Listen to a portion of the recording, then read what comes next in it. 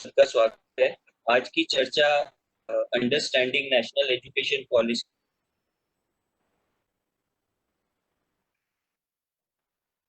मिलिंद मराठे academician हैं, farmer national president रहे हैं एबीवीपी के और नेशनल एजुकेशन पॉलिसी के जानकार। सर, आज चर्चा में आपका स्वागत है। सर, जैसे कि जैसे कि 29 जुलाई को कैबिनेट ने राष्ट्रीय शिक्षा नीति को पारित किया है, तो सभी के मन में ढेर सारे सवाल हैं। सभी के मन में जानने की उत्सुकता है कि उनके लिए शिक्षा नीति में क्या है। कुछ लोग इस शिक्षा नीति को क्रिटिकली एनालाइज कर रहे हैं, कुछ शिक्षा नीति पे कई सवाल भी उठा रहे हैं। तो आज हम चाहेंगे कि आप विस्तार से शिक्षा नीति के बारे में बताएं और हमारे प्रश्नों को आंसर करते हुए बताएं कि ये शिक्षा नीति कैसे देश को आगे लेके जाने वाली है और कैसे एक गेम चेंजर साबित होने वाली। सबसे पहले तो सर मैं यही बोलना चाहूंगा कि अखिल भारतीय विद्यार्थी परिषद ने भी शिक्षा नीति का स्वागत किया है और ये एक स्टूडेंट फ्रेंडली शिक्षा नीति है। तो इसके बारे में थोड़ा बताएं कि लोग कह रहे हैं स्टूडेंट फ्रेंडली है, तो आपको कैसे लगता है कि ये स्टूडेंट फ्रेंडली? इस राष्ट्रीय शिक्षा नीति का जो सबसे महत्वपूर्ण वैशिष्ट्य है वो है भारतीयता में जड़ें डालते हुए और भारतीयता में जड़ें जमाते हुए, taking inspiration from culture, rich culture of India, विद्यार्थी को केंद्र बिंदु रखते हुए उसको ही आजकल की भाषा में बोला है कि स्टूडेंट फ्रेंडली। एक्चुअली इसका मूल भाव है कि इस पूरी शिक्षा नीति में छात्र को केंद्रीभूत माना हुआ है और आने वाले 21वीं सदी में किस प्रकार की गुणवत्ता को छात्र को अर्जित करना पड़ेगा, जिस कारण से वो अपने जीवन में, अपने समाज में एक अच्छी महती भूमिका ले सकेगा, उन गुणों को भी देखा है कि कौन से गुण आने वाले दिनों में छात्र को अर्जित करने पड़ेंगे और उसी को मद्देनजर रखते हुए ये शिक्षा नीति बनाई गई है। इसलिए जैसा आपने कहा कि ये निश्चित रूप से स्टूडेंट फ्रेंडली है। अब स्टूडेंट फ्रेंडली का जो मैं पहला विषय कहा कि 86 में पहली शिक्षा नीति आई थी, अब उसके बाद आज तक 34 साल हो गए, तो परिस्थिति बदली, आवश्यकताएं बदली, समाज में, व्यवहार में, इंडस्ट्री में, बिजनेस में कई प्रकार के बदलाव आ गए। तो अब 86 की शिक्षा नीति उन बदलावों में रिलेवेंट नहीं है, क्योंकि आज स्टूडेंट की आवश्यकता अलग हो गई है, आज समाज की आवश्यकता अलग हो गई है। जैसे फॉर एग्जांपल गत 34 साल में जब समय बदला है तो टेक्नोलॉजी बदली है। 86 की पॉलिसी बनाते समय यह सपने में भी नहीं था कि इंफॉर्मेशन एंड कम्युनिकेशन टेक्नोलॉजी, जिसको हम आईसीटी कहते हैं, वो इस कदर से आगे बढ़ जाए। तो आज वो बदली हुई है। दूसरा, हम सब जानते हैं कि इंडस्ट्री 4 रिवॉल्यूशन भारत पर दस्तक दे रहा है। तो क्या है इंडस्ट्री 4 रिवॉल्यूशन? तो विश्व भर में टेक्नोलॉजी का भी लैंडस्केप बदला है। जैसे इंडस्ट्रियल ऑटोमेशन, आज सभी लोग बात करते हैं ऑटोमेशन की, करते हैं virtual reality, augmented reality, artificial intelligence तो जीवन के सभी क्षेत्र में पैर जमा सकता है, internet of things, machine learning, big data analytics. तो ऐसे कई प्रकार की नई नई टेक्नोलॉजीज विश्व के पटल पर आ गई है। अब इससे क्या हो गया? तो इस कारण से जो व्यवसाय है, जो बिजनेसेस है, जो बिजनेस मॉडल्स है, वो सब बदल गए। एक जमाना था जब मैं छात्र था, तो मैंने मेरे इंजीनियरिंग जीवन में जो सीखा वो लगभग मुझे इंडस्ट्री में आगे के 15-20 साल वही रहा, क्योंकि technological advancement was comparatively slow. लेकिन आज ऐसा नहीं है। इंडस्ट्री 4.0 रिवॉल्यूशन बिल्कुल 10 साल के अंदर इस दुनिया में आ गया है। तो बिजनेस मॉडल बदले। तो इसीलिए जो गुणवत्ताएं छात्रों के लिए उपयुक्त थी 5-10 साल पहले, आज वो नहीं है। इसीलिए आज क्या आवश्यकता है? आज सबसे आवश्यकता है कि छात्रों के बीच में छात्र किसी एक या दो सब्जेक्ट में कोर कॉम्पिटेंसी रखे। अब मैं इंजीनियरिंग का हूं इसलिए इंजीनियरिंग बोल रहा हूं, ये सभी फैकल्टी के लिए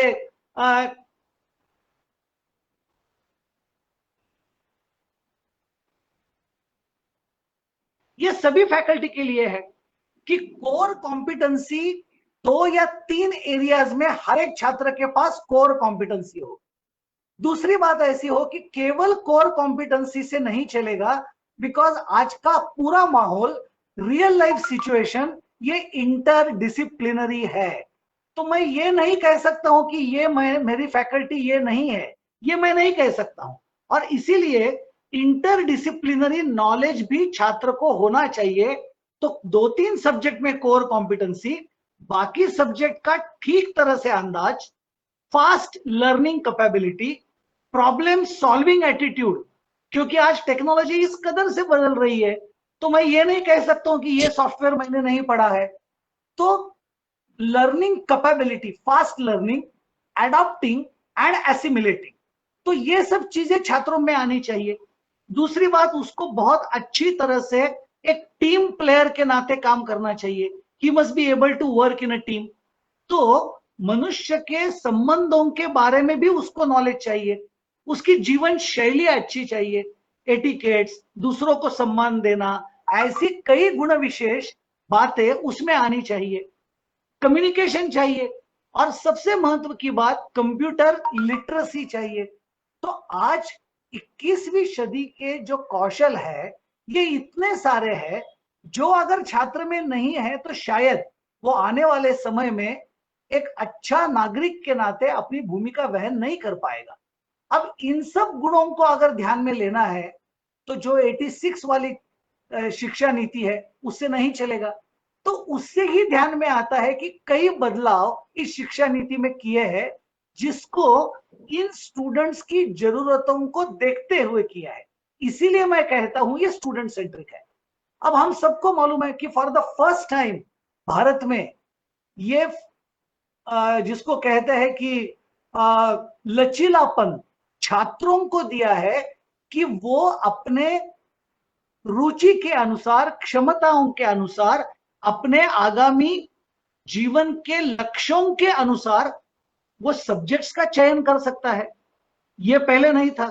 एक बार आपने कोई स्ट्रीम ले लिया तो जो सब्जेक्ट तय है वो तय है, चाहे वो स्कूल हो, चाहे वो महाविद्यालय हो, चाहे पोस्ट ग्रेजुएशन हो। हाँ जरूर यूजी और पीजी में थोड़े इलेक्टिव मुभा उसको मिलती थी, लेकिन फिर भी विकल्प चुनने का अधिकार छात्रों को नहीं था। अब ये अधिकार क्यों दिया है? क्योंकि आज उसकी आवश्यकताएं अलग अलग है, इसीलिए उसको तय करने दो कि वो किस में स्ट्रांग है, वो किस में करियर करना चाहता है, उसके वीकनेसेस क्या है, उसके गोल्स क्या है। इसीलिए उसको तय करने दीजिए कि उसको कौन से सब्जेक्ट्स लेना है। तो ये सबसे स्टूडेंट फ्रेंडलीनेस का एक सबसे बहुत इंपॉर्टेंट एस्पेक्ट इस शिक्षा नीति में है, वो कि कोर्स के चुनाव में लचीलापन। और ये लचीलापन केवल कॉलेज लेवल पर नहीं है, माध्यमिक विद्यालय से ही वो सब्जेक्ट को चयन कर सकता है, इसीलिए ये स्टूडेंट फ्रेंडली है। दूसरा ऐसा है कि हर एक विद्यार्थी अध्ययन में ही ठीक होना चाहिए जरूरी नहीं है। आज कई प्रकार के छात्र ऐसे हैं कि जिनके पास प्रतिभाएं है, कोई कला में है, संगीत में है, नाट्य में है, खेलों में है।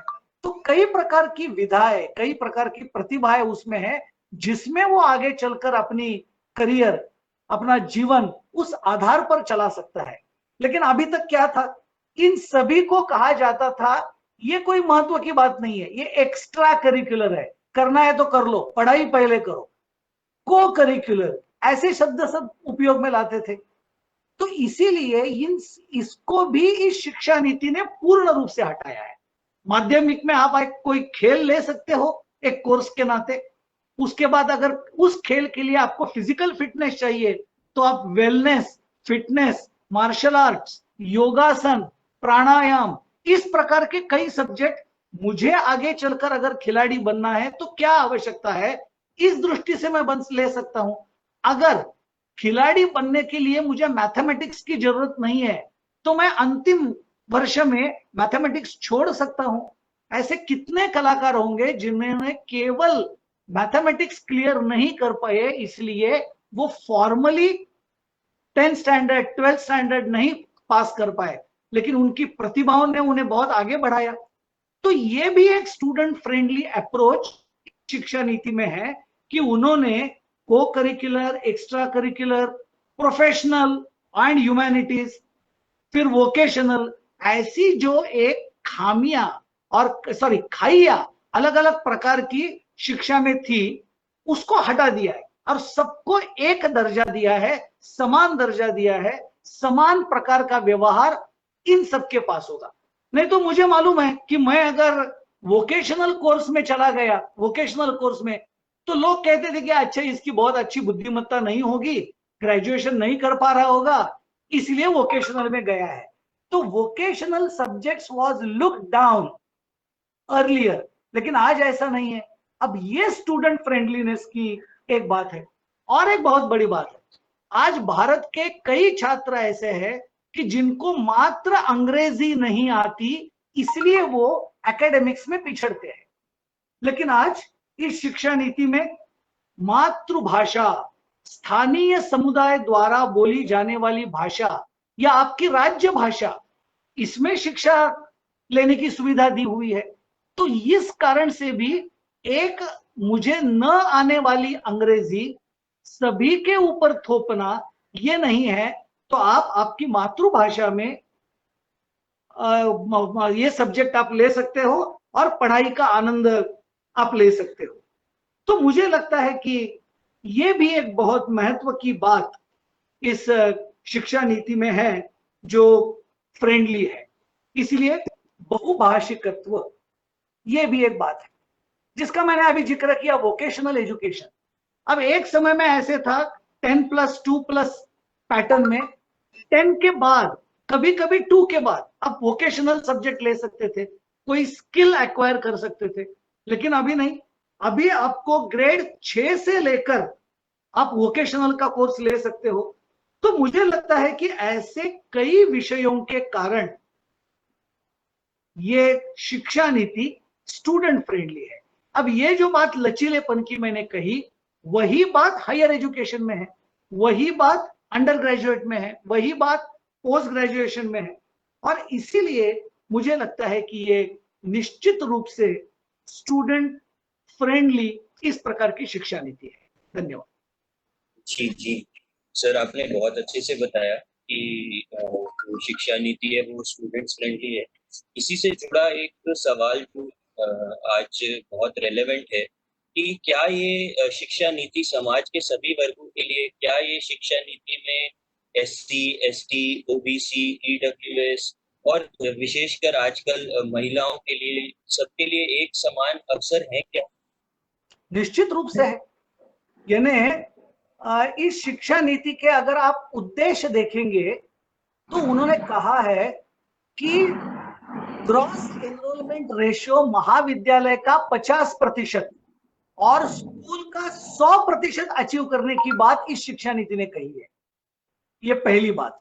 तो आप कल्पना करेंगे कि 100% एनरोलमेंट रेशियो अगर स्कूल में होगा तो इसका मतलब यह है कि उद्देश्य यह है कि एक भी छात्र, स्कूली बच्चा, चाहे वो शहर में हो, चाहे कस्बे में हो, चाहे ग्रामीण क्षेत्र में हो, कौन से भी राज्य में हो, किसी भी जाति का हो, पंथ का हो, अमीर हो या गरीब हो, महिला हो या पुरुष हो, यानी बॉयज और हो या गर्ल हो, कोई भी नहीं छूटेगा।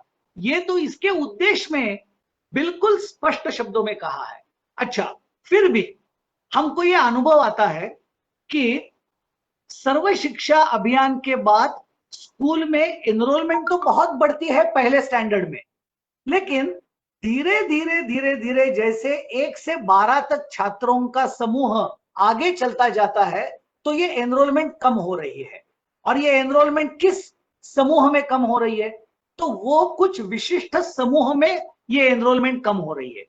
यानी ये महिलाओं में एनरोलमेंट कम हो रही है। महिला यानी गर्ल स्टूडेंट, क्योंकि स्वाभाविक रूप है, कोई छोटे कस्बे में कोई परिवार रहता है और वहां समझो 10वीं तक या 12वीं तक ही स्कूल है और आगे कॉलेज के लिए उसको जिला केंद्र पर आना है, तो शायद उसके घर परिवार के लोग सुरक्षा के दृष्टि से उसके गर्ल स्टूडेंट को यानी बच्ची को वो नहीं भेजेंगे। तो स्वाभाविक रूप से उनका एनरोलमेंट पहले तो अच्छा था, लेकिन आगे चलते हुए वो ड्रॉप हो गया। तो ये महिलाओं में है। मैं तो महिलाओं की भी बात करता हूं, लेकिन उसके साथ साथ इस शिक्षा नीति ने ट्रांसजेंडर व्यक्तियों की भी बात की है। उनको एक्सेस नहीं होता था आसानी से, तो उनको भी एक्सेस देना पड़ेगा।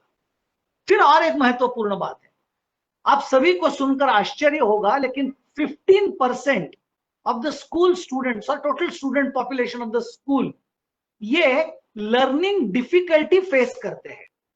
शायद हम कभी किसी को भी तारे जमीन पर ये पिक्चर आने से पहले लर्निंग डिफिकल्टी शायद मालूम ही नहीं थी।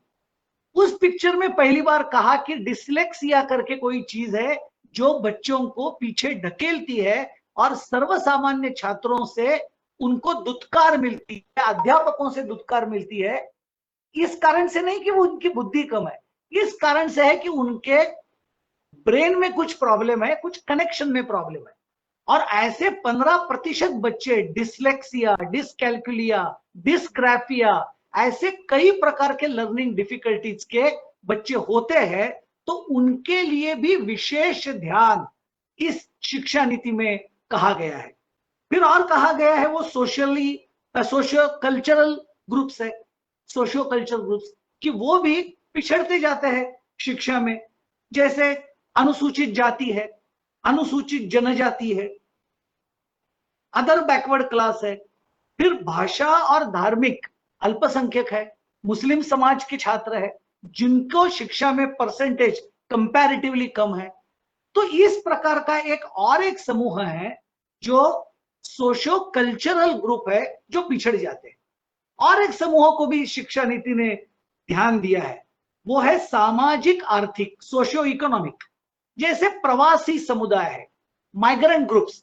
जैसे मैं महाराष्ट्र में रहता हूं, तो महाराष्ट्र में गन्ना काटने के लिए देहात से या कभी कभी तो पास के राज्यों से मजदूर आते हैं जो 8-8 महीना यहां रहते हैं। अब वो जब 8-8 महीना यहां रहते हैं, गन्ना तोड़ करने वाले मजदूर, तो उनके बाल बच्चों को भी लेकर आते हैं, वो वहां उनको रख नहीं सकते। तो क्या ये 8-9 महीने जब वो यहां रहते हैं मजदूरी करने के लिए, तो उनके बच्चों की शिक्षा का क्या होगा?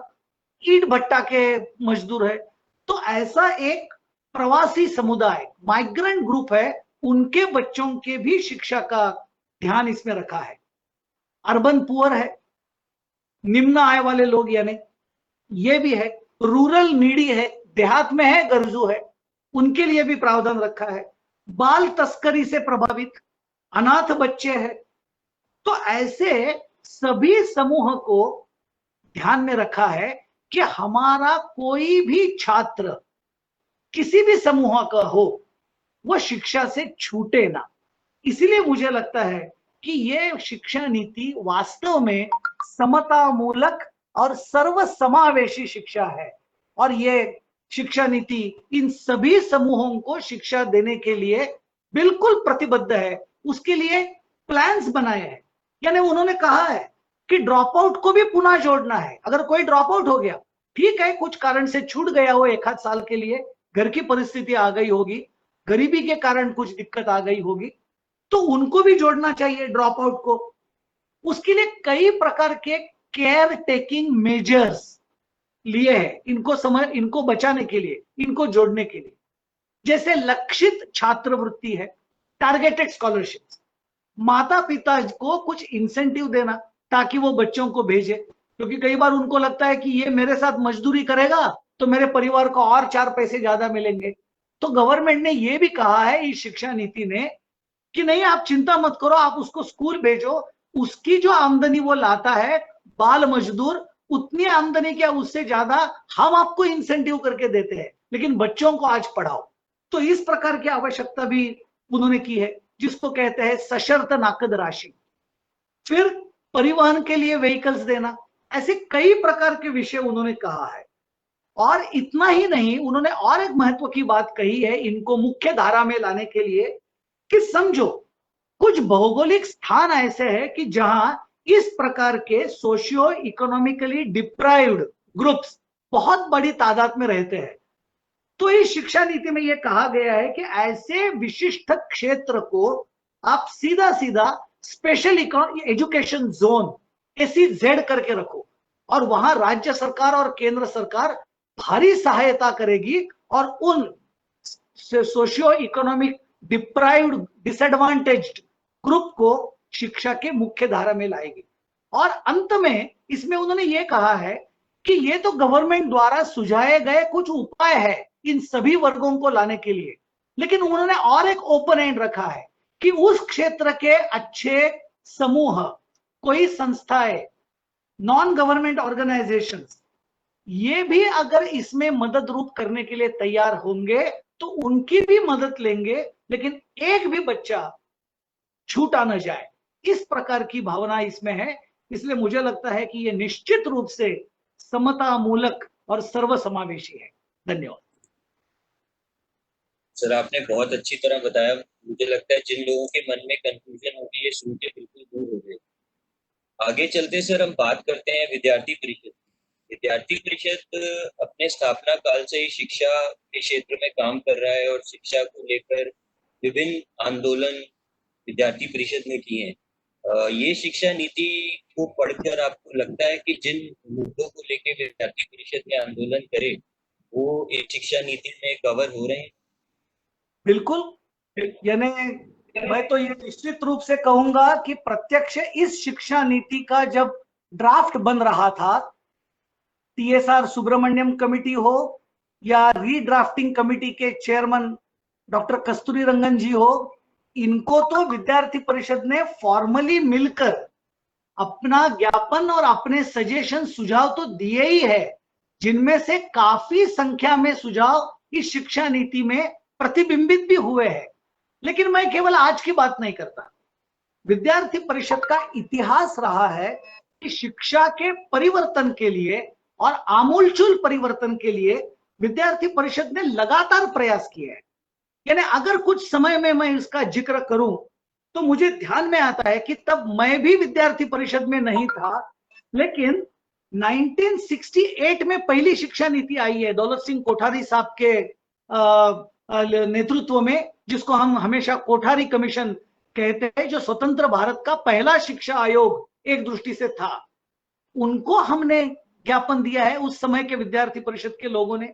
उसके तुरंत बाद 1969 महाराष्ट्र में गजेंद्र गढ़कर कमेटी बनी, उसको हमने ज्ञापन दिया और उसमें हमने स्पष्ट रूप से कहा कि students participation in university affairs at decision making and implementation होना चाहिए। और आपको बताते हुए मुझे आनंद हो रहा है कि उस समय महाराष्ट्र में पहली बार स्टूडेंट्स को सीनेट में रिप्रेजेंटेशन दिया गया था विद्यार्थी परिषद की इस मांग को लेकर। फिर बात आती है 1970 की। 70 में विद्यार्थी परिषद ने अपने इतिहास का पहला charter of demand central government को उस समय के प्रस्तुत किया था। उसमें से 2-3 मांगे मैं पढ़ता हूं, आपको ध्यान में आएगा। एजुकेशन टू ऑल, जिसकी आज आपने बात कही, 100% gross enrolment ratio of the school, ये आज इस शिक्षा नीति में कहा है, हमने कहा था एजुकेशन टू ऑल। दूसरी डिमांड थी कि राइट टू वर्क। अब राइट टू वर्क को इस शिक्षा नीति में वोकेशनल एजुकेशन के माध्यम से कम एक स्किल को लेकर 12th स्टैंडर्ड का बच्चा बाहर जब आएगा तो कम से कम एक स्किल उसको ऐसा प्राप्त होगा जिससे वो खुद का व्यवसाय कर सकता है। तो राइट टू वर्क का रिफ्लेक्शन आज के शिक्षा नीति में इस प्रकार के आया है। इस विषय से वैसे संबंधित नहीं है, लेकिन वी वांट वोट एट 18, ये डिमांड उसी चार्टर ऑफ डिमांड में 1970 के विद्यार्थी परिषद ने की थी। उसके बाद 9 अगस्त 1978, बिल्कुल 8 साल बाद, विद्यार्थी परिषद ने और एक चार्टर ऑफ डिमांड दिया था। और 9 अगस्त का भी विशेष है क्योंकि हम सबको मालूम है 9 अगस्त क्रांति दिन के नाते मनाया जाता है। अब उसमें तो जो हमने मांगे की थी, मुझे आश्चर्य लगता है आज की शिक्षा नीति जब मैं ये पढ़ता हूं 2020, तो मैं जाता हूं 1978 के मांग पत्र में, और सौभाग्य से 1978 के मांग पत्र में 11th स्टैंडर्ड का छात्र के नाते मैंने स्वयं सिग्नेचर किए थे और उस सिग्नेचर के दस्तावेज को गवर्नमेंट को दिया गया था। क्या डिमांड्स थी? Establish national education foundation for policy making, implementing and monitoring of education at all levels of India. अब मैं देखता हूं कि इस शिक्षा नीति में राष्ट्रीय शिक्षा आयोग की जो कल्पना की है, वो कल्पना बिल्कुल वही है जो विद्यार्थी परिषद ने उस समय भी कही थी। कस्तूरी रंगन साहब को दिए हुए ड्राफ्ट में भी हमने इसका आग्रह के साथ जिक्र किया था। फिर हमने ये कहा था कि 10% of the budget allocation or 6% of the GDP should be spent on education। आज इस शिक्षा नीति में वही बात सामने आ रही है। फिर हमने उस समय कहा था sports, physical education and yoga should be given importance in education. आज उसको को करिकुलर एक्टिविटी ना मानकर शिक्षा की मुख्य धारा में इस नेशनल एजुकेशन पॉलिसी ने लाया है। मुझे लगता है कि वो एक दृष्टि से उस मांग पत्र के मांग का एक रिफ्लेक्शन ध्यान में आता है। और आगे की मांग आप सुनिए, medium of education should be Indian languages. आज इस शिक्षा नीति में भी बिल्कुल वो वही परिलक्षित हुआ है। फिर मैं और एक बात कहना चाहूंगा कि 9 अगस्त, अगेन 9 अगस्त 1981। अब ये 81 क्यों? क्योंकि 86 की पॉलिसी की प्रक्रिया बन गई थी, शुरू हो गई थी। तो विद्यार्थी परिषद ने उसके लिए भी एक ब्लैक पेपर एजुकेशन का निकालकर कई सारी डिमांड रखी थी। Navodaya Vidyalaya, operation black board, उसके बाद वोकेशनलाइजेशन ऑफ एजुकेशन को बढ़ावा देना और एक्सपांशन ऑफ द एजुकेशन, ये जरूरत है, ऐसा हमने उस समय कहा था। तो मुझे क्या लगता है कि ऐसे कई विषयों को अगर मैं देखता हूं विद्यार्थी परिषद के, तो यह बात ध्यान में आती है। फिर एक बात आती है 1998 में, 30 अगस्त को एक 22 पॉइंट चार्टर ऑफ डिमांड्स हमने तत्कालीन HRD minister doctor Murli Manohar Joshi साहब को हमने सुपुर्द किया था। उसमें हमने पहली बार बड़े आग्रह के साथ ये कहा था कि commercialisation of education should be stopped, autonomy and answerability of the university must be ensured. Autonomy की बात हमने उस समय कही थी। Restructuring of syllabus and restructuring of evaluation method, इसकी भी बात हमने उस समय की थी। फॉरेन यूनिवर्सिटीज को हमारी शर्तों पर लाना और हमारी यूनिवर्सिटीज ने फॉरेन में जाकर अपना झंडा गाड़ना, यह भी डिमांड एक दृष्टि से हमने उस समय की थी। तो ये 1998 की बात है। उसके बाद 2002 में 75,000 छात्रों का विशाल रैली शिक्षा और रोजगार के लिए दिल्ली में गया था। उसके बाद कमर्शियलाइजेशन ऑफ एजुकेशन पर हमने बहुत बड़ा संघर्ष किया। विद्यार्थी परिषद के राष्ट्रीय मंत्री सुप्रीम कोर्ट में टीएमए पई फाउंडेशन के केस में इंटरवीन होने के कारण ही शुल्क नियंत्रण समिति अस्तित्व में आई है, जो आज सभी राज्यों में महाविद्यालयीन संकायों के शुल्क का निश्चितीकरण करती है और प्रॉफिटरिंग नहीं हो रहा है ना, इसको देखती है।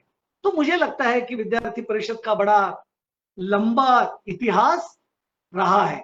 इस पूरे विवरण में मैंने विद्यार्थी परिषद ने जितने भी सेमिनार्स किए हैं, ये मैंने नहीं रखा है, मैंने केवल चार्टर ऑफ डिमांड रखा है, जिसमें बड़ी संख्या में छात्र रैली करके, जुलूस निकालकर, एक डेमोन्स्ट्रेशन करके अथॉरिटीज को मिले हैं और दिए हैं। तो मुझे लगता है कि विद्यार्थी परिषद की शैक्षिक परिवर्तन में शुरू से ही जो भूमिका रही है, मुझे लगता है कि ये शिक्षा नीति उन सभी मांगों का एक सारभूत, जिसको कहते हैं, एक डॉक्यूमेंट बन गया है, ऐसा मुझे मैं मान रहा हूं। और इसलिए मुझे खुशी है कि विद्यार्थी परिषद ने अपना दायित्व शैक्षिक परिवर्तन का, शिक्षा के भारतीयकरण का ठीक तरह से निर्वाह किया है।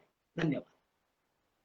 मिलिंद जी, ये आपका उत्तर सुनकर बहुत गर्व महसूस हो रहा है कि मैं भी विद्यार्थी परिषद से जुड़ा हूँ, और मुझे लगता है जो लाखों कार्यकर्ता हमारे हैं वो भी आज गौरवान्वित महसूस कर रहे होंगे। शिक्षा नीति में आगे बढ़ते हैं तो एक नया टर्म जुड़ा है, early childhood care and education, जो प्री प्राइमरी स्टूडेंट्स के लिए है।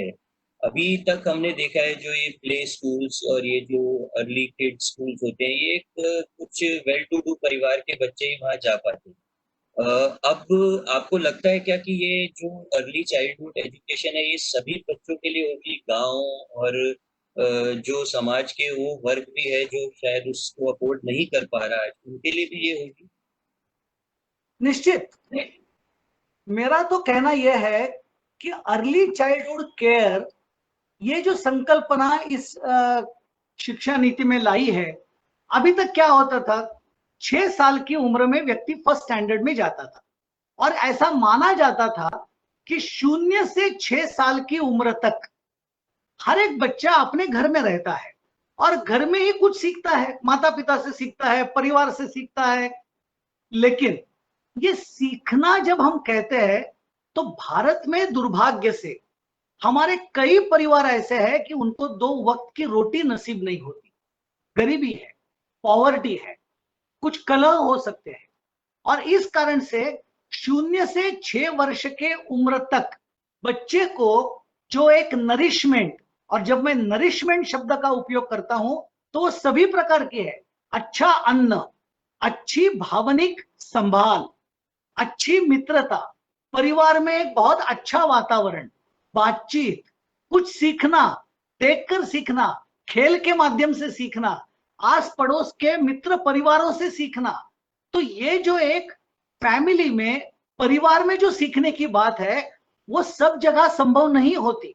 और इसीलिए अगर कोई बच्चा 0 से 6 साल की उम्र तक ये सभी बातें नहीं कर पाता और उसको नहीं मिल पाती, यानी अच्छा फूड नहीं मिल पाता, अगर कुपोषित रह जाता है, घर में बहुत तान तनाव है, सिंगल पेरेंटिंग है, कई प्रकार की समस्या है, सुविधा नहीं है, साधन सामग्री नहीं है, तब उसके ब्रेन का जो डेवलपमेंट होता है उसमें खामियां रह जाती है, जो उस बच्चे को 6 साल के बाद जब वो प्रथम स्टैंडर्ड में जाता है और अपनी पढ़ाई पूरी करता है, पूरे पढ़ाई के दौरान ये ब्रेन की डेवलपमेंट कम होना उसको हमेशा पीछे खींचते रहता है।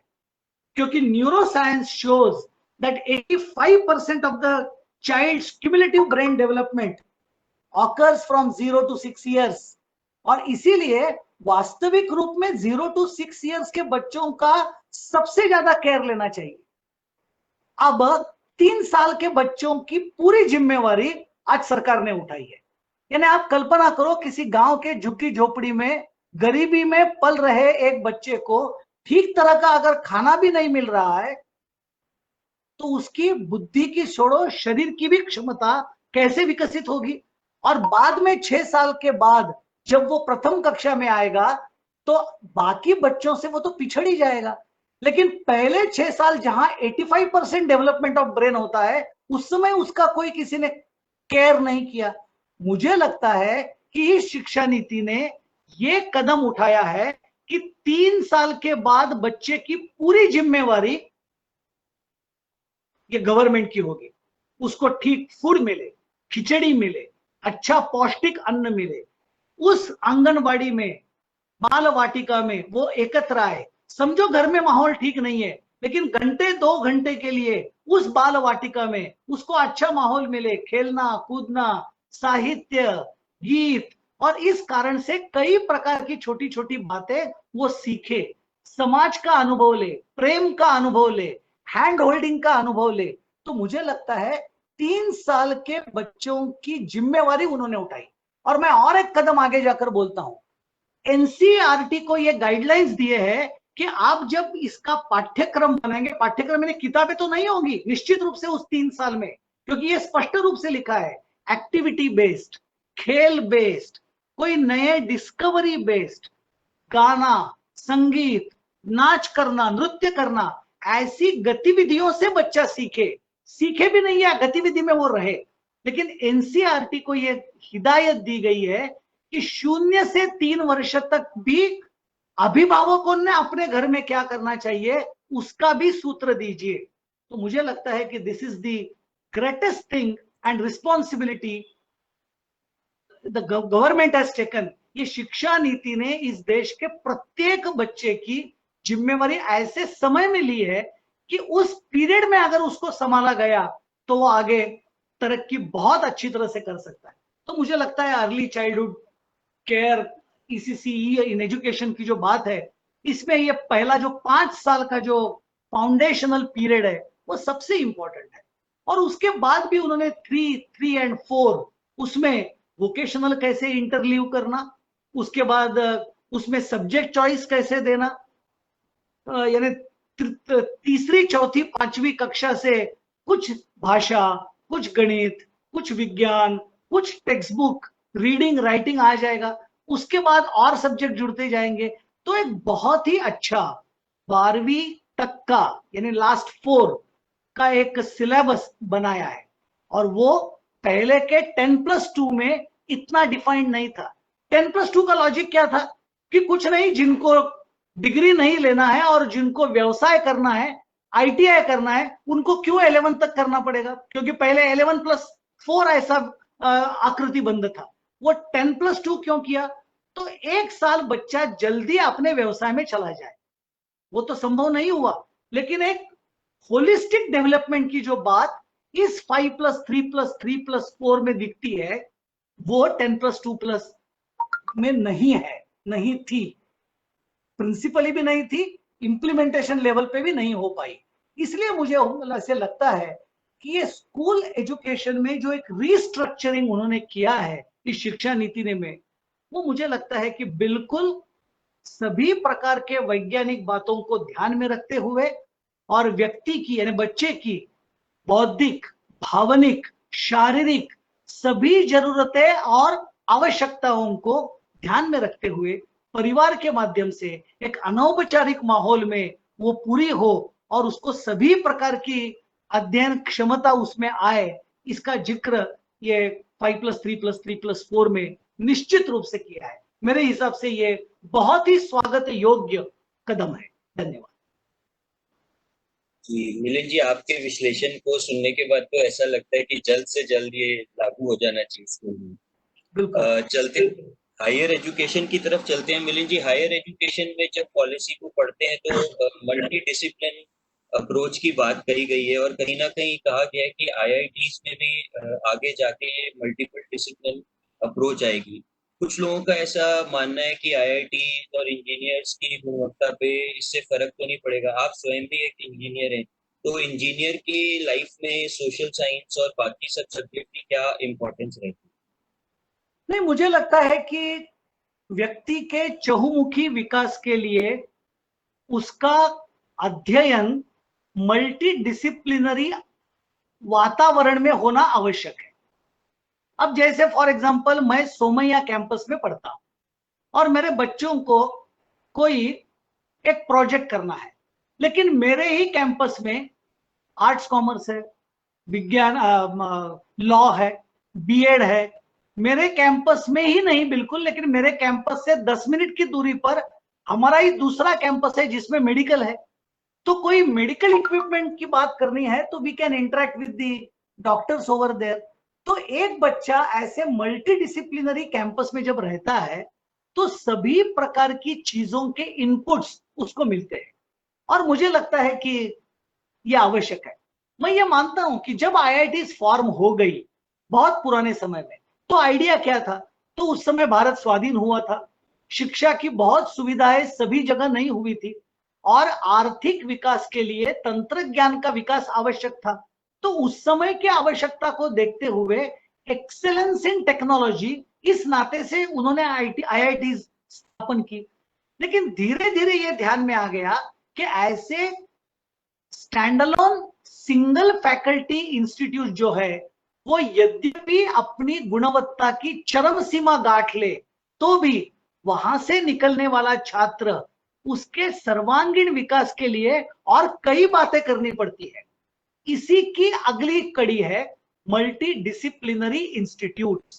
अब मल्टी डिसिप्लिनरी इंस्टीट्यूट का अर्थ ये तो नहीं है कि दुनिया में जितनी भी सारी फैकल्टी वो सभी फैकल्टी होनी चाहिए।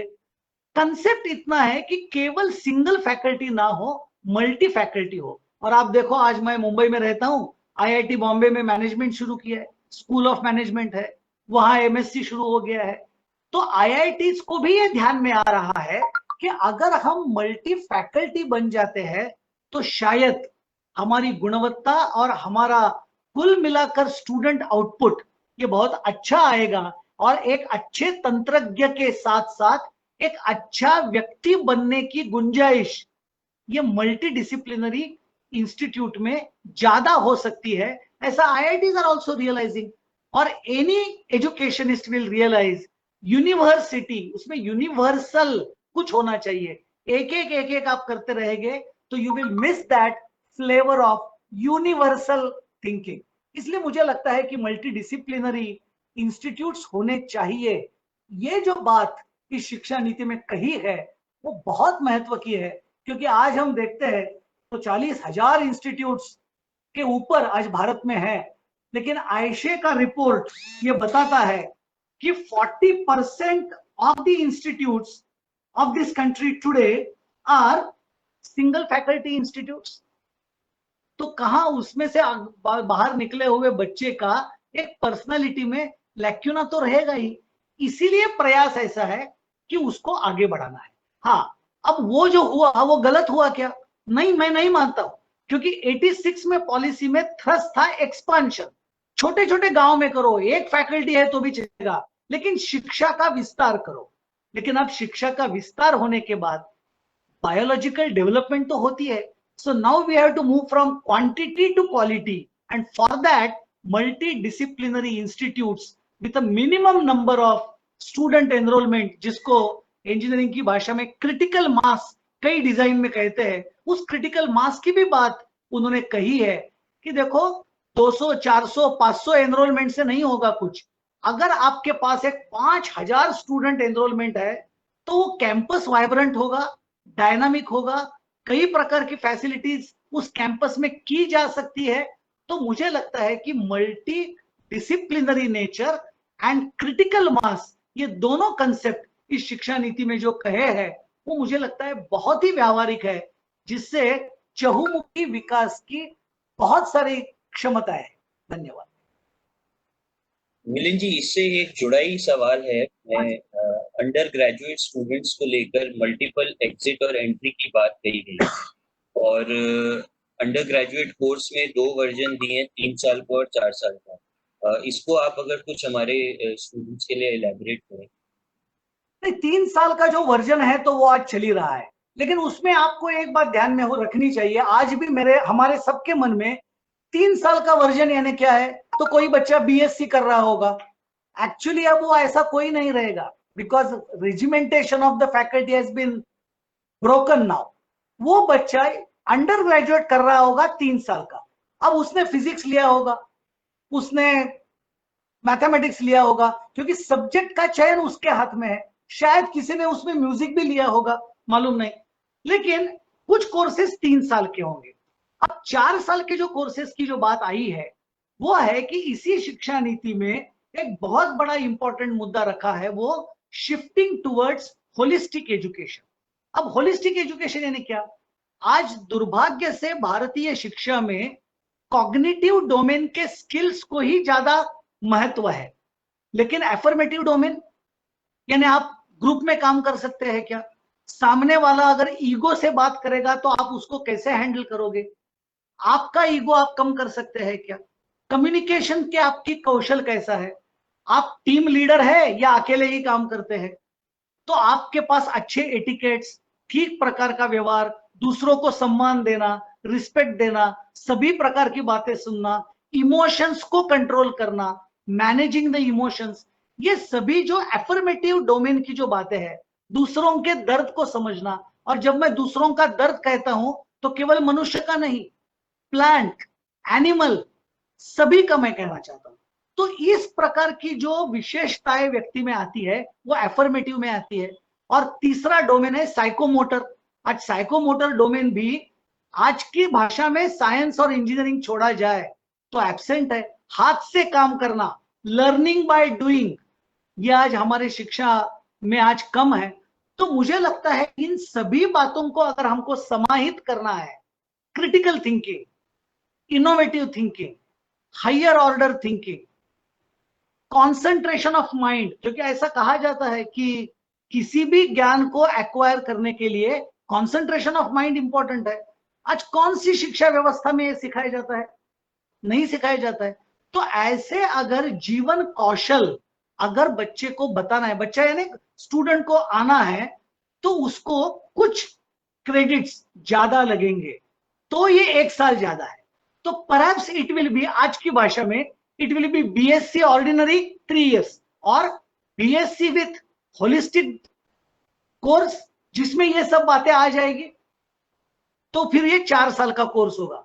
तो मुझे लगता है कि इसमें ही एक दृष्टि से भारतीयता की जड़ भी दिखाई देती है, क्योंकि व्यक्ति केवल कॉग्निटिव में अच्छा नहीं होना चाहिए, अफर्मेटिव और साइकोमोटर में भी होना चाहिए, तभी जाकर हेड, हैंड एंड हार्ट की जो बात की, उसके विकास की जो बात होती है वो आती है। अब ऐसे 3 और 4 साल के कोर्स में अगर बच्चा आता है, तो मैं ऐसे मानता हूं कि सामान्यतः 4-5% ड्रॉप आउट्स आते हैं। उसको ध्यान में आता है आने के बाद कि यार it's not my cup of T, तो वो छूट जाता है, कोई दिक्कतों के कारण छूट जाता है।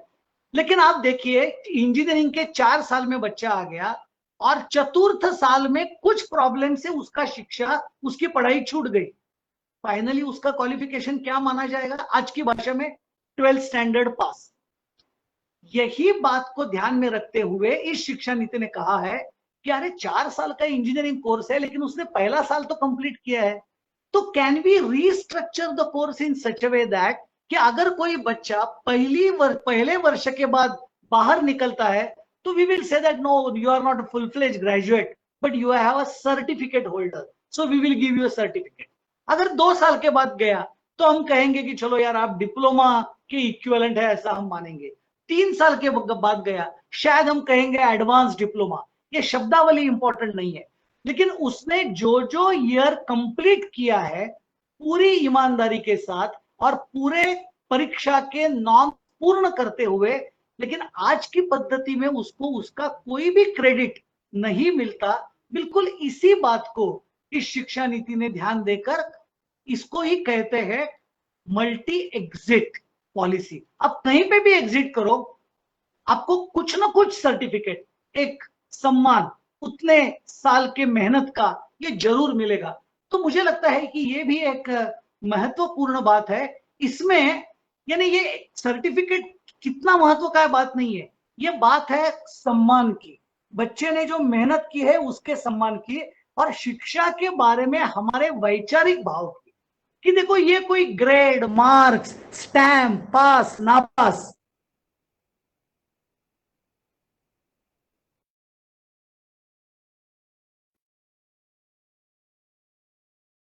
ये कोई स्टैम्प, पास ना पास, इसका इंपॉर्टेंस नहीं है। ये है acknowledging the efforts and giving some what you can say appreciation for each and every small effort made by the student. इसीलिए मुझे लगता है कि ये महत्व का है। धन्यवाद। आपने मिलिंद जी बहुत अच्छे से बताया। ये जो विद्यार्थी परिषद का भी ये स्टैंड शुरू से रहा है कि एग्जिट विद ग्रेस। तो अभी आगे बढ़ते हुए रिसर्च के बारे में कुछ बात करेंगे। एक रिसर्च इंटेंसिव यूनिट यूनिवर्सिटी की बात है और एक नेशनल रिसर्च फाउंडेशन।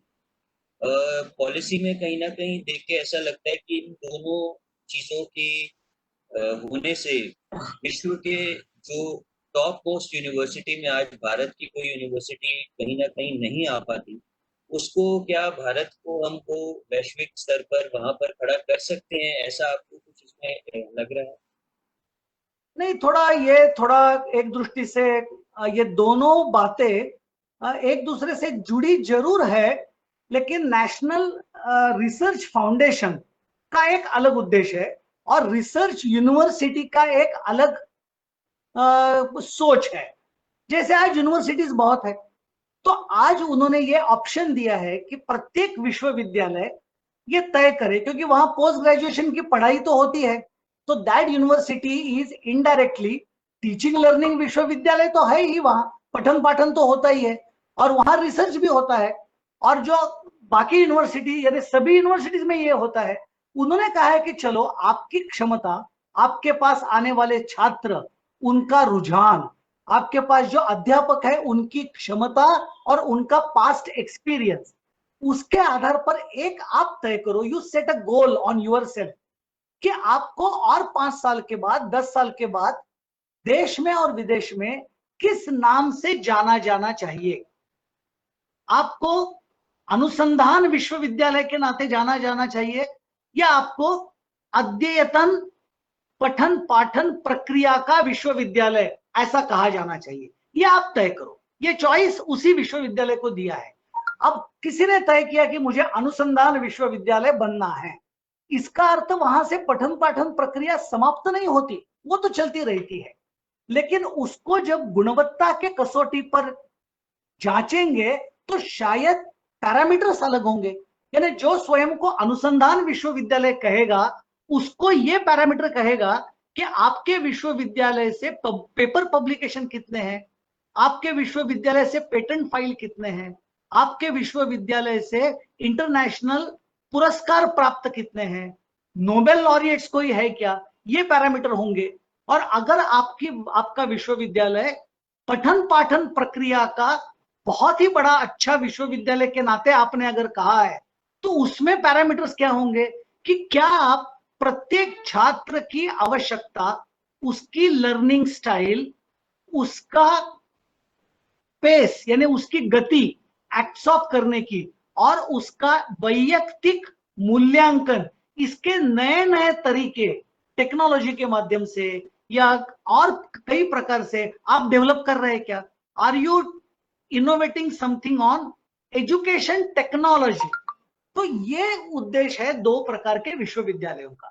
इसीलिए रिसर्च यूनिवर्सिटी या अनुसंधान विश्वविद्यालय को अलग पैरामीटर से नापा जाएगा, लेकिन इसका चॉइस उसी विश्वविद्यालय को मिलेगा कि आपको क्या करना है। अब स्वाभाविक रूप से अगर उन्होंने अनुसंधान के पथ पर चलने का निर्णय किया है तो वो उसमें एक्सेल करेंगे, शायद उनके और कुछ बर्डन कम होंगे, उनके फाइनेंसेस रिसर्च के लिए ओरिएंट होंगे और शायद 5-10 सालों में वो विश्वविद्यालय विश्व के पहले 100 विश्वविद्यालयों में, 50 विश्वविद्यालयों में नवाजा जा सकता है। तो ये एक है। एनआरएफ का उद्देश्य अलग है। आज ऐसा है कि एनआरएफ का उद्देश्य है कि एक अम्ब्रेला ऑर्गेनाइजेशन हो जो अलग अलग विश्वविद्यालयों में चल रहा अनुसंधान, देश की national research laboratories NPL NCL में चल रहा अनुसंधान, डीआरडीओ, इसरो, बीएआरसी ऐसे विशिष्ट पब्लिक सेक्टर में चल रहा अनुसंधान और कई प्रकार के जो प्राइवेट कंपनीज है इंजीनियरिंग के और कई वहां के आरएनडी में चल रहा अनुसंधान, इस सब का अगर एक सिंक्रोनाइजेशन होता है तो बहुत अच्छा होगा। क्योंकि रिसर्च में तो हमेशा किसी एक के कंधे पर खड़े होकर हम दूर की ओर देखते हैं, शुरू से करने में समय बीत जाता है। तो ये एक है। तो अनुसंधान की प्रक्रिया को बीज रूप से बोना, उसकी संभाल प्राइमरी और बाद में उसको फलने फूलने के लिए मदद करना, कुल मिलाकर एक रिसर्च कल्चर, अनुसंधान की संस्कृति पूरे देश में उत्पन्न करना। और ये केवल महाविद्यालयों में नहीं, इसकी शुरुआत करनी पड़ेगी, स्कूल से करनी पड़ेगी। एक उदाहरण देने का मुझे मोह हो रहा है। 8वीं की एक बच्ची विद्यार्थी परिषद के एक कार्यक्रम में आई थी इनोवेशन प्रोग्राम में। उन्होंने क्या इनोवेशन किया था, उसने प्रेजेंटेशन में कहा कि हम जब स्टेपलर से जब स्टेपलिंग करते हैं तो पिन का स्लॉट डालते हैं और 10 स्टेपल होने के बाद एकदम खत्म होता है स्टेपलर के पिन, और हम 2-3 बार करते हैं तो पिन नहीं आती, फिर हम पिन का ग्रुप डालते हैं। उसने कहा कि क्या 4 पिन रहने के पहले वाली जो पिन है उसको अगर अलग रंग से हमने बनाया तो जैसे ही पेपर पर उस रंग की पिन आ जाएगी, मुझे ध्यान में आ गया है कि अब 3 के बाद पिन खत्म होने वाली है, like a reserve in a petrol, reserve petrol टंकी में। अब ये कितनी छोटी बात है, लेकिन उस बच्ची ने उस प्रश्न को देखते हुए एक अनुसंधानात्मक उत्तर उसको ढूंढ निकाला। लेकिन उस बच्ची का आगे क्या हुआ होगा मालूम नहीं। तो इसीलिए स्कूल से ही अनुसंधान का कल्चर उत्पन्न करना ये एनआरएफ का उद्देश्य है। Funding, monitoring, mentoring, hand holding, ये तो बाकी सब है, लेकिन मुख्य उद्देश्य एनआरएफ का जो है वो ये है, वो बहुत ही आवश्यक भारत के दृष्टि से है, क्योंकि आज रिसर्च इनोवेशन से ही वेल्थ जनरेशन होता है, संपत्ति का निर्माण होता है। इसलिए मुझे लगता है कि research universities and NRF can go hand in hand, और भारत का एक जिसको कहते हैं भविष्य बदलने की क्षमता इन दोनों प्रकार के विश्वविद्यालय में और एनआरएफ में निश्चित रूप से। बहुत अच्छी तरह से समझाया और बहुत ही अच्छा एग्जाम्पल भी दिया। मिलिंद जी, मैं अपना आखिरी प्रश्न पूछूंगा जिसके दो पार्ट्स हैं। हमने पॉलिसी के बारे में बात की, अच्छाई पॉलिसी का सब मेरिट्स को देखा भी। पॉलिसी का एक जो सबसे बड़ा एस्पेक्ट रहता है वो रहता है उसकी इम्प्लीमेंटेशन में। स्टेट, सेंटर और नीचे तक स्थानीय सबका ही एक रोल रहता है।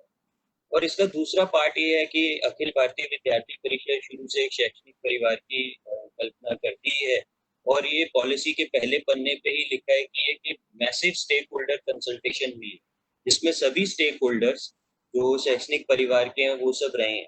तो आपका एबीवीपी और एबीवीपी के कार्यकर्ता और सभी शैक्षणिक परिवार के स्टेक होल्डर्स को क्या मैसेज है कि वो कैसे आगे बढ़कर इसकी एक क्रियान्वयन करने में अपना सहयोग कर सकते? उसके पहले मैं मेरा एक मन में एक विचार आया है, उसका भी थोड़ा 1 मिनट में जिक्र करता हूं। और वो है कि ये सब जो कल्पनाएं हैं उसको उस कारण से गुणवत्ता तो आएगी, लेकिन क्या अफोर्डेबिलिटी भी इंश्योर होगी क्या? क्योंकि विद्यार्थी परिषद ने कमर्शियलाइजेशन के खिलाफ बहुत बड़ा आंदोलन किया है और बहुत मेहनत की है। तो आज कभी कभी इस पॉलिसी के बारे में जो कमेंट्स आ रहे हैं उसमें एक मैं कमेंट्स कहीं महाराष्ट्र के न्यूज़पेपर में भी सुन रहा हूं कि क्या ये कॉस्ट बहुत बड़ी होगी क्या, ऐसे सब इतना फ्लेक्सिबिलिटी इस प्रकार का अगर आप कर रहे हैं तो ये बहुत अच्छा है, लेकिन क्या इससे कॉस्ट बढ़ेगी क्या? कमर्शियलाइजेशन का क्या होगा? Cost per student per year क्या होगा? तो मुझे लगता है कि इसका भी जिक्र इस शिक्षा नीति में किया है। मुझे तो लगता है कि शिक्षा नीति ने बहुत स्पष्ट रूप से ये कहा है कि भारत के परंपरा के अनुसार, भारतीयत्व के अनुसार शिक्षा बिकाऊ चीज नहीं है। शिक्षा ये नेसेसरीली चैरिटेबल एक्टिविटी है, और इसीलिए इस संस्था शिक्षा को नॉट फॉर प्रॉफिट इसी उद्देश्य से देखा जाना चाहिए। अगर कोई निजी संस्थान इस शिक्षा में मुनाफा कमाने के बहाने अगर आया है तो उसके ऊपर स्ट्रिक्ट रेगुलेशंस इन्होंने लाए हैं। गवर्नमेंट को कहा है कि आप 6% ऑफ द जीडीपी खर्चा करो। एक्चुअली ये खर्चा नहीं है, इसको निवेश मानो। अब ये कमर्शियलाइजेशन एस्पेक्ट को ही देखते हुए इस शिक्षा नीति में इस पूरे डिपार्टमेंट का नाम ही बदल दिया है। पहले नाम क्या था? HRD ministry, human resource development. अब क्या है? शिक्षा मंत्रालय। अब ये क्यों किया? बहुत नोशनल लगता है किसी को, लेकिन मुझे लगता है कि इसके पीछे भारतीयत्व का विचार है। एचआरडी सुनने में तो ठीक लगता होगा, लेकिन it is a human resource. अच्छा, ह्यूमन रिसोर्स है, फिर मॉनेटरी रिसोर्स है, फिर सिस्टेमिक रिसोर्स है, लेबर रिसोर्स है। तो एम आई रिसोर्स? मैं एक विद्यार्थी को एक रिसोर्स के नाते प्रोडक्शन में लगने वाले resource, raw material, finance, technology, human resource, इस हिसाब से मैं देख रहा हूं? नहीं। भारत में शिक्षा को एक अलग रूप से देखा गया है, और इसीलिए इस मंत्रालय का नाम भी बदल दिया है। क्योंकि हम सबको मालूम है कि भारत में यह कहा है कि education must be life building, man making and character building type of education.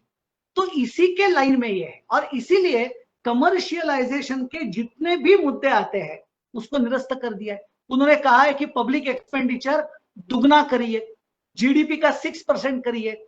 आज तक सबसे ज्यादा जीडीपी का 4.2 तक ही अलॉटमेंट हुआ है, उसको सीधा उन्होंने 6% कहा है। फिर उन्होंने कहा है corporate social responsibilities, public sector से, प्राइवेट से, बिजनेस से, एल्यूमनाई से, लोकल कम्युनिटीज से हम धन इकट्ठा कर सकते हैं शिक्षा के लिए, लेकिन छात्रों को फीस नहीं देनी पड़ेगी। 50% तक छात्रों के लिए स्कॉलरशिप्स, फ्रीशिप्स, लोन्स, इसका प्रावधान होना चाहिए। तो मुझे लगता है कि ये भी कुछ एक स्वर मैंने सुने, तो मुझे लगा कि इसमें भी मुझे कुछ कहना चाहिए, इसलिए मैंने ये थोड़ा आपने बिना पूछे ही मेरे मन में था इसलिए बता दिया। अंत में मैंने आपके प्रश्न का मैं उत्तर देना चाहता हूं कि इस शिक्षा नीति को एक विचार के रूप में, एक विजन के रूप में तो बहुत अच्छी तरह से, मुझे नहीं लगता कि बहुत निगेटिव स्वर इसमें आ रहे हैं। सभी लोगों ने कहा है कि ये बहुत अच्छा डॉक्यूमेंट है, ये भारतीयता से जुड़ा हुआ डॉक्यूमेंट है। It is a India centric education policy. ये मनुष्य के सर्वांगीण विकास को देखता है। ये केवल पुराने समय की बातों का ही गुणवर्णन नहीं करता। हाँ, नालंदा तक्षशिला में 64 कला से लेकर जो बातें हुई उसको भी देखता है।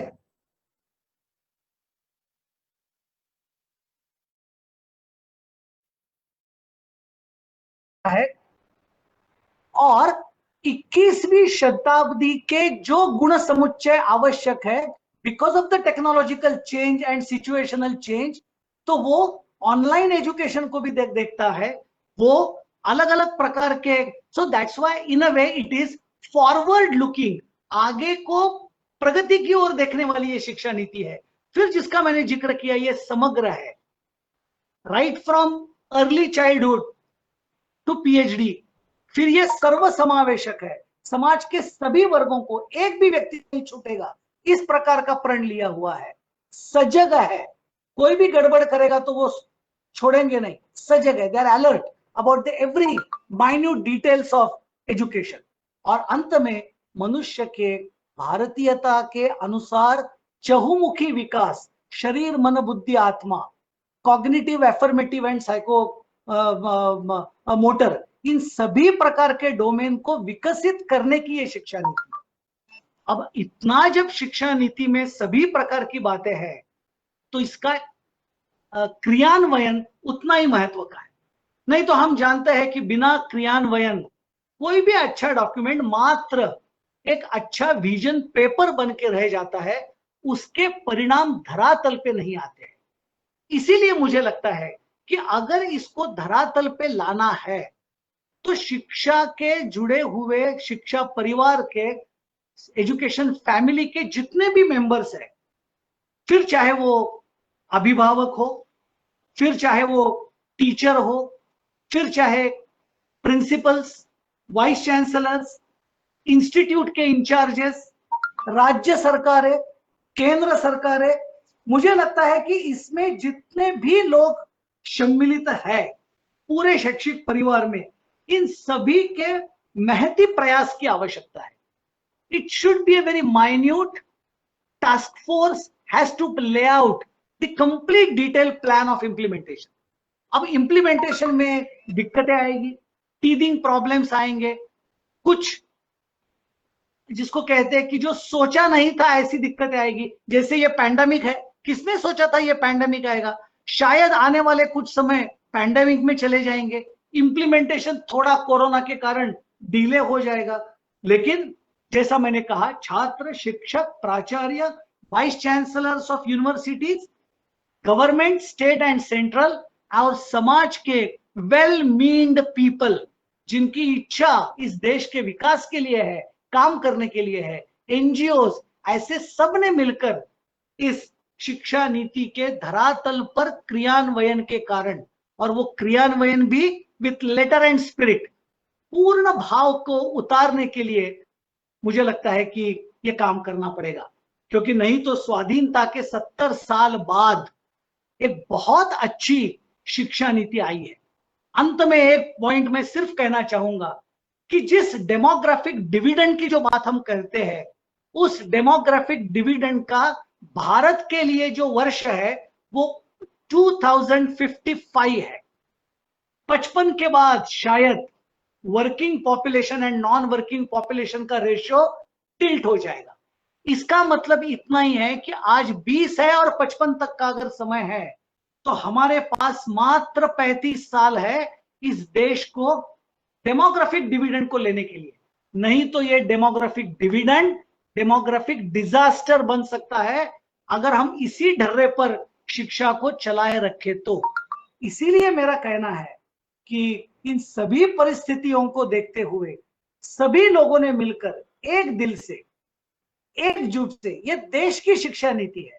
कल मेरा लड़का मेरा पोता इसमें पढ़ने वाला है। मैं कौन से पार्टी का हूं, मैं कौन से पंथ का हूं, मैं शहर में रहता हूं या ग्राम में रहता हूं, ये मायने नहीं है।